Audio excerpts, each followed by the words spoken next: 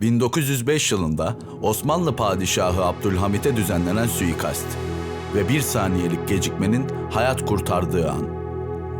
Sultan Abdülhamit her cuma Yıldız Camii'nde namaz kılardı ve hep aynı saatte camiden çıkardı.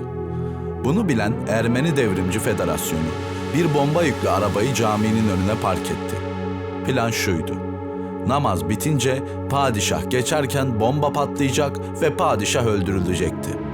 Ama o gün sultan camiden çıkmakta 1 dakika gecikti ve bomba padişah geçmeden patladı.